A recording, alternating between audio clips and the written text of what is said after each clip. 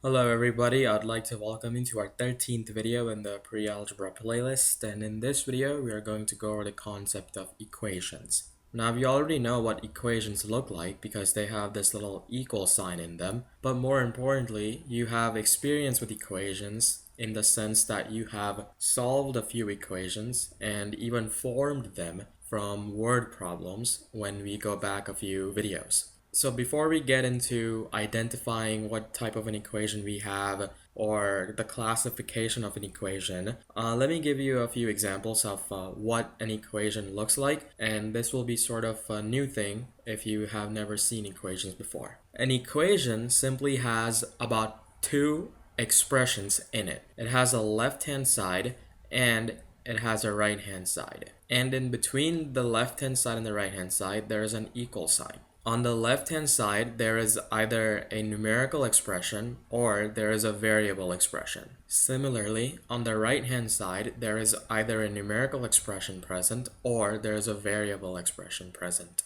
So now, let me give you a few examples of what equations look like. If you have something such as this numerical expression right here, you know that 6 plus 8 will give you a 14. Now, I can convert 6 plus 8 equaling 14 into an equation by simply putting an equal sign in between.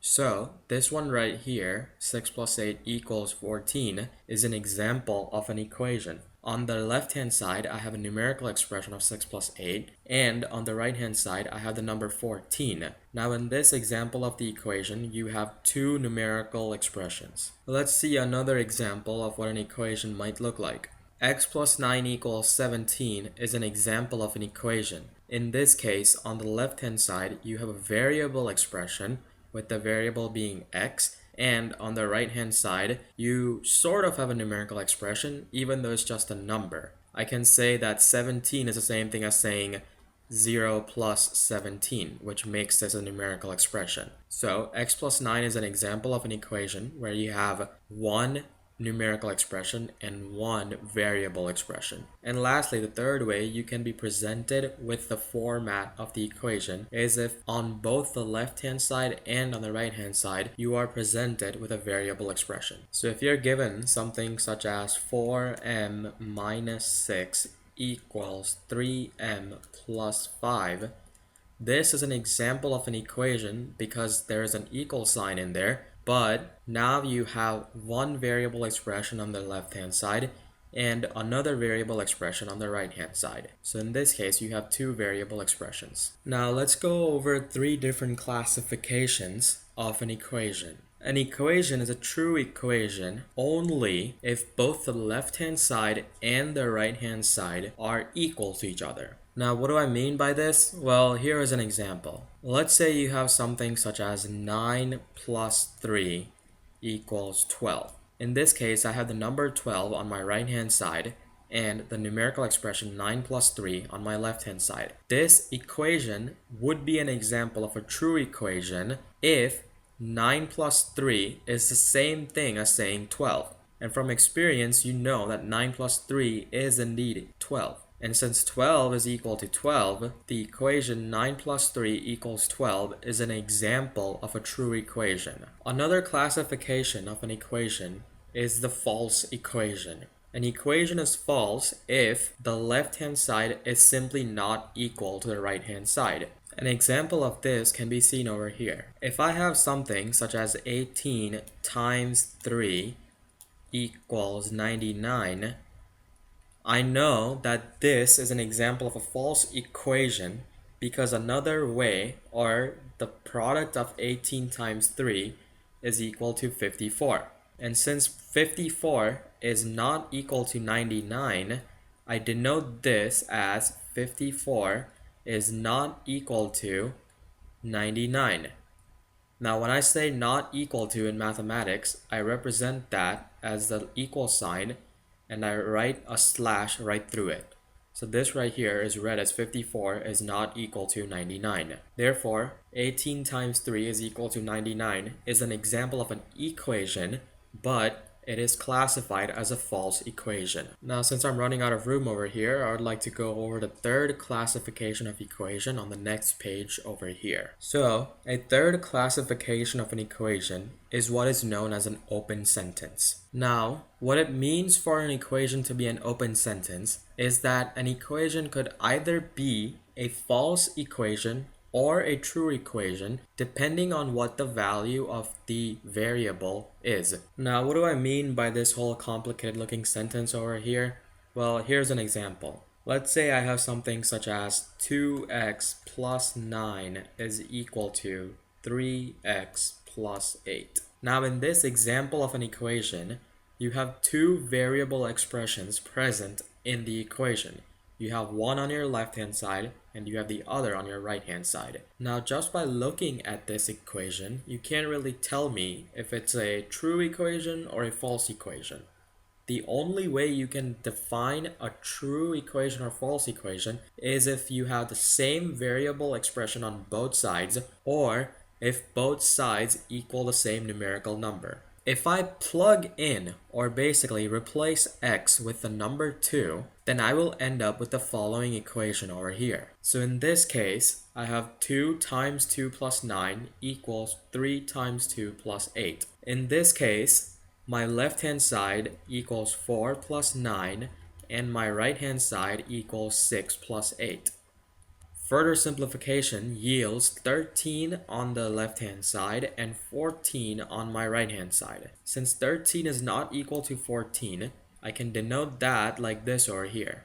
And this is an example of a false equation. Similarly, if I replace x by the number 1, like this over here, then my original equation turns into the following over here. My left hand side will give me 2 plus 9, the equals stays the equals, and my right hand side will give me a 3 plus 8. Further simplification yields that 2 plus 9 is equal to 11, and 3 plus 8 is equal to 11. And since 11 is indeed equal to 11, this right here is an example of a true equation. So as you can see, an open sentence could either be a true equation or a false equation, depending on what the value of the variable is. When you're dealing with equations, whatever value of the variable yields a true equation is known as the solution of the equation. Now for an example, if we refer back to 2x plus 9 equals 3x plus 8, we know that 2 is not the solution because when we replace 2 for the variable x, we get 13 on one side and 14 on the other side. So 2 is not an example which will make the above equation a true equation. On the other hand, if I substitute 1 in for the variable x, I get 11 on one side and 11 on the other side as well. So therefore, 1 is an example of the solution of the above equation. Now let's do 2 more examples before we end this video. Now in this example, let's say you have the following word sentence over here, and I'm asking you to convert it into an equation. Now I just wrote the number 42 instead of the words 42 because I think you get the idea by now. So the solution would be that you need to first convert all the numerical words into numbers. So this one right here turns into 11 times the number 5 minus 13 is 42. So when you hear times the number, and you have one number and you have the other number over here, all you're basically doing is performing the multiplication operation. So 11 times the number 5 can be rewritten as this over here. Now you read minus 13. So from the product of the numbers 11 and 5, you are subtracting the number 13. So you write that like this over here. Now we went over this a few videos ago, but again I'll go over it over here. When you hear the word is in mathematics, you replace that with the equal sign. So when you hear 11 times the number 5 minus 13, you write that like this over here, but then you replace the word is with the equal sign like this over here. And then you simply write the 42 or whatever is left on the other side. So the equation representation of the sentence 11 times the number 5 minus 13 is 42 is like this over here. Now if you think about this, 11 times the number 5 is 55, and 55 minus 13 is equal to 42 is an example of a true equation because 55 minus 13 will give you 42, and since 42 is equal to 42, this is an example of a true equation. Now let's do one more example before I leave you in this video. Now referring back to a few pages ago, you know that a number is a solution of an equation if you replace the variable by that number, and in the end you are left with a true equation. So if I take the first equation over here and I replace x, which is a variable in this equation, by the number 90, I get 100 plus 90 equals 190. Now, you know that 100 plus 90 is indeed equal to 190, and since 190 is equal to 190, you are left with a true equation. So for the first part, or 100 plus x equals 190, 90 is a solution. Now for the second part, let's do the same thing. We have 2x plus 3 equals 200.